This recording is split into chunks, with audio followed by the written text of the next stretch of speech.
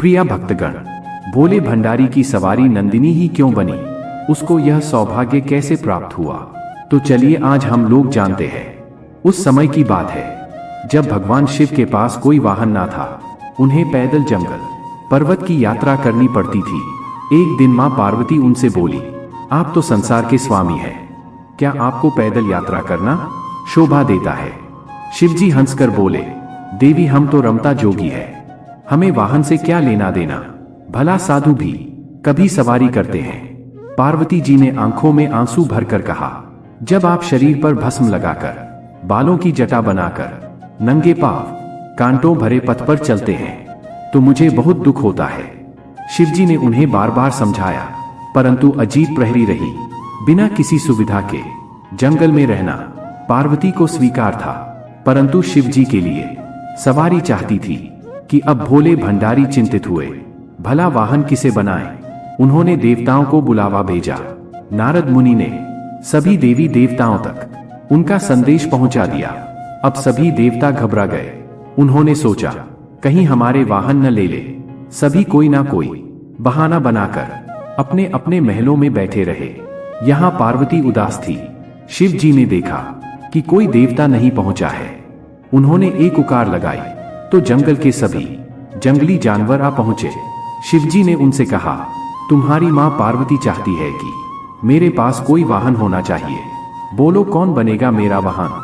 सभी जानवर खुशी से झूम उठे और फिर एक छोटा सा खरगोश आगे बढ़ा। उसने कहा, भगवान मुझे अपना वाहन बना ले, मैं बहुत मुलायम हूं। जिसे देख सभी जानवर हंस पड़े।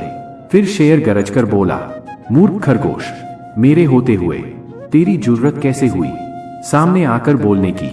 फिर बेचारा खरगोश चुपचाप कोने में बैठकर गाजर खाने लगा। फिर शेर हाथ जोड़कर बोला, प्रभु मैं जंगल का राजा हूं, शक्ति में मेरा कोई सामना नहीं कर सकता, मुझे अपनी सवारी बना ले। उसके बाद समाप्त होने से पहले हाथी बीच में बोल पड़ा। हाथी बोला, मेरे अलावा और कोई इस काम के लिए ठीक नहीं है प्रभु। मैं गर्मी के मौसम में अपनी सूंड में पानी भरकर महादेव को नहलाऊंगा। फिर क्या जंगली सुअर भी किसी से कम था? वह भी अपनी थूथनी हिलाते हुए कहने लगा, शिवजी मुझे सवारी बना लो, मैं साफ सुथरे रहने की कोशिश करूंगा। कहकर अपने शरीर की कीचड़ चाटने लगा। फिर कस्तूरी हिरण ने नाक पर हाथ रखकर कहने लगा, छी कितनी बदबू आ रही है, चल भाग यहां से, मेरी पीठ पर तो शिवजी सवारी करेंगे। इसी तरह सभी जानवर अपना अपना दावा जताने लगा। फिर शिवजी ने सभी को शांत कराया और बोले, कुछ ही दिनों बाद मैं सब जानवरों से एक चीज मांगूंगा, जो मुझे वह ला देगा वही मेरा वाहन होगा। नंदी बैल भी वहीं खड़ा था। उस दिन के बाद से वह छिप छिप कर शिव पार्वती की बातें सुनने लगा। घंटों भूख प्यास की परवाह किए बिना वह छिपा रहता था। एक दिन उसे पता चल गया कि शिवजी बरसात के मौसम में सूखी लकड़ियों की मांग करेंगे, तो उसने पहले ही सारी तैयारी कर ली। फिर कुछ दिनों बाद बरसात का मौसम आया। सारा जंगल पानी से भर गया था। ऐसे में शिवजी ने सूखी लकड़ियों की मांग की तो सभी जानवर एक दूसरे का मुंह ताकने लगे। फिर नंदी बैल गया और बहुत सी लकड़ियों के गट्ठर ले आया। तो फिर भगवान शिव यह देखकर बहुत ही खुश हुए।